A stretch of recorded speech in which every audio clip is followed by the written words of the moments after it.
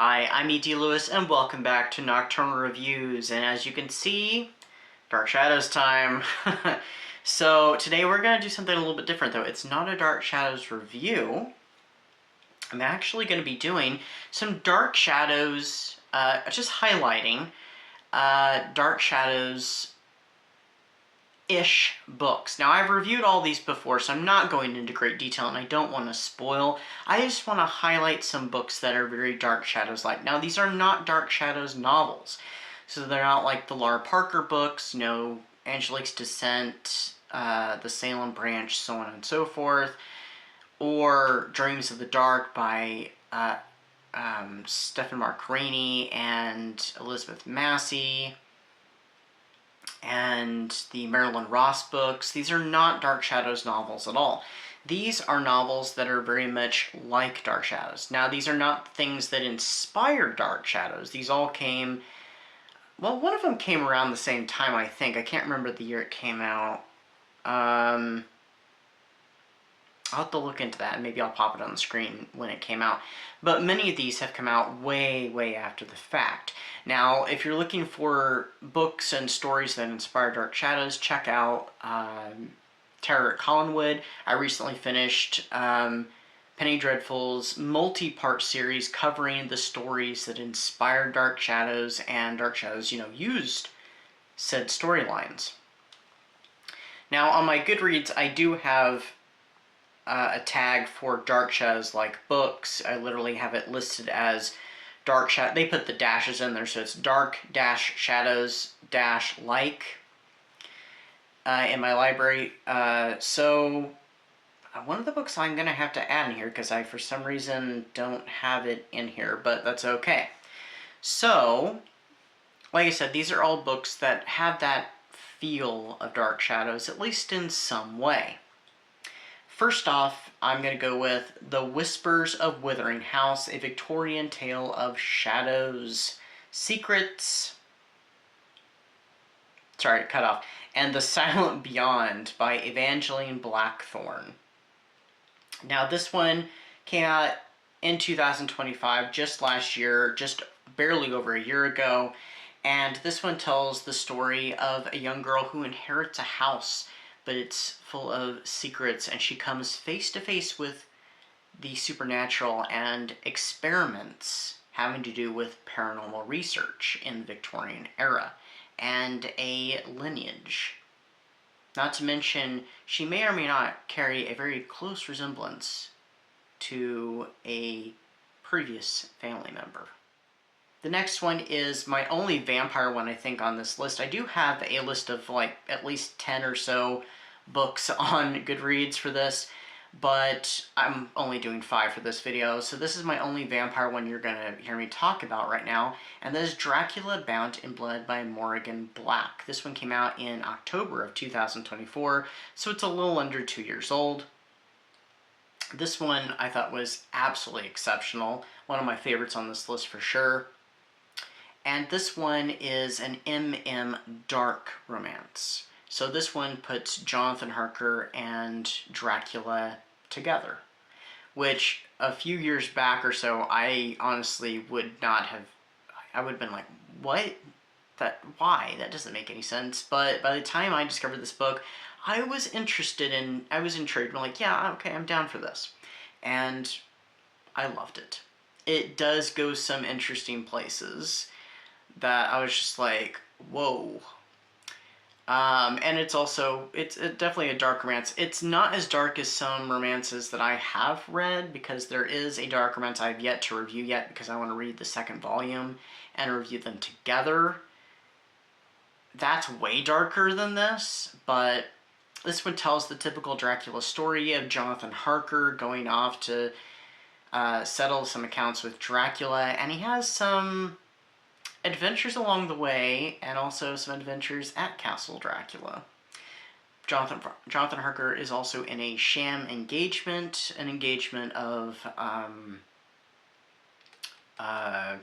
what is it called? Convenience, with, I think her name is, I don't think they're doing Mina in this. I think it was Lucy. I can't remember. I'll have to double check. Or, you know what, we'll just leave it up as a surprise. If you check out the book, you'll find out. It starts out in the typical Dracula bit, but then goes in its own direction. We do have some of our classic characters, including Van Helsing, who has a vendetta against Dracula in this version. But definitely check it out if you're a fan of Dracula, and also if you're not bothered by and are intrigued by Jonathan Harker and Dracula getting together. It's very Dark Shadows-y. It also has a bit of a throwback in some ways to an early Barnabas storyline. You know, the early days of when Barnabas first showed up at Collinwood. But it doesn't go quite in that direction, but it's very reminiscent, so I'll just leave it at that. So next up is The Golden Unicorn by Phyllis A. Whitney. This was the second book of hers that I read, and I absolutely enjoyed it. This is the one that I couldn't remember when it came out. So it came out in 1976. So sometime after Dark Shadows, but not too many years afterwards. This one tells the story of a young woman who finds out that her parents are not her parents, or were not her parents. They're no longer around. And so she's seeking who she is. Does this ring a bit of a bell? So she ends up going to a seaside house to investigate the family there, who she believes maybe she has a connection to. And all she really has to go on is a golden unicorn pendant. She soon finds that her life is in danger when she goes to this seaside house. And that's all I'm going to say. If you've not read Phyllis A. Whitney, do check out Phyllis A. Whitney. She's a fantastic writer. I have several of her books. I need to do an update of the books of hers I have. I've only read 2 of them, though, but just those 2 made me love her writing style. So, and many of her books are Gothic. She didn't just write Gothic, though. She did write romantic suspense, but several of those are Gothic. And she is, I think, considered to be kind of the American queen of Gothic, or the queen of American Gothic romance stories. And she was writing in the 50s, the 60s, the 70s, and the 1980s. I'm not sure if she wrote in the 90s or not. And a lot of her stories take place in rather exotic locations, not all of them though. So definitely check out The Golden Unicorn. We'll be right back after these messages. Every month here in Nocturnal Reviews, I have a featured read, and this month I decided to do a Dark Shadows one, even though Dark Shadows just turned 60 the end of last month, it still counts. So I am featuring Dark Shadows, Angelique's Descent by Laura Parker. Have you ever been interested in the history of Angelique Bouchard, the witch who cursed Barnabas to be a vampire, who has had dealings with the Collins family on and off for a few different centuries? Well, this is the book that tells her story, how she came to be the character we know and love today. So please check out Angelique's Descent and let me know what you thought. Next up is one that I read not too awful long ago. These last 2 are ones I've read recently, actually this year in fact. And this one is The Shadows of Stormcliffe Hall by Lauren Smith. This one I've talked about quite a bit recently, actually. It's come up in several videos, and I will put the review down in the description. Always check the description. You never know what you'll find there. And this one is a modern, bit more spicy Gothic romance, kind of like the Dracula one, but it doesn't go that far. It's not a dark romance, and it doesn't have too many spicy scenes in it. It has kind of 1.5.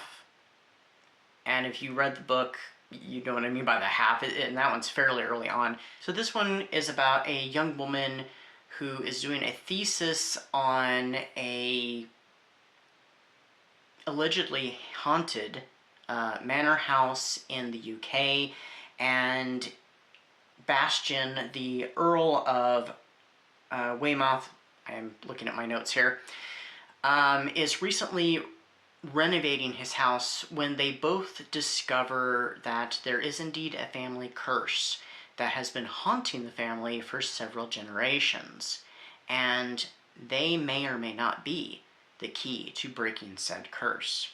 This one has a lot of throwbacks to Dark Shadows, not just the early days, but even a very important story to the Barnabas Collins history that we see being enacted during Barnabas's first year on the show in 1967, later in 1967. I don't want to say the storyline of what was going on in the show at the time to spoil it, but yeah, definitely check this book out. It has so many of the earmarks of Dark Shadows to it. You have the spooky mansion, you have that forbidden romance, you have ghosts, memories of the past coming back to haunt the present.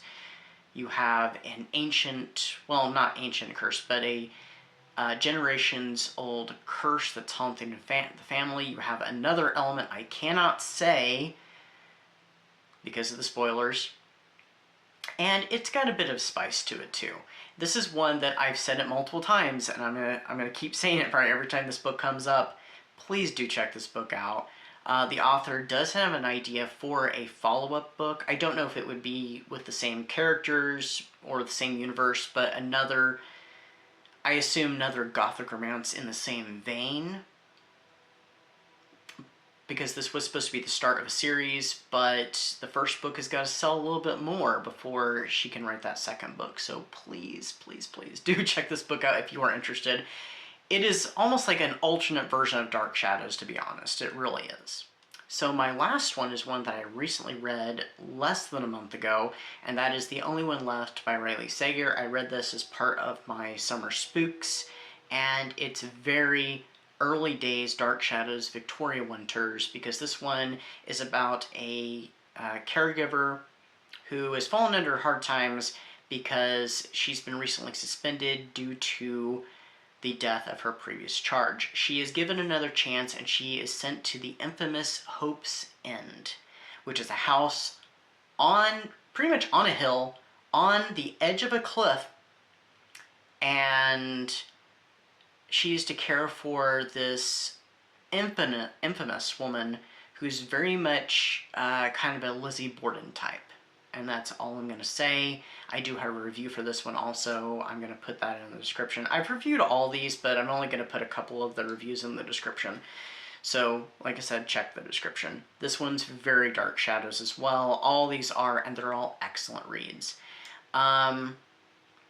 Doesn't mean that they're not flawless. They do have flaws, but they are very much in that vein of Dark Shadows.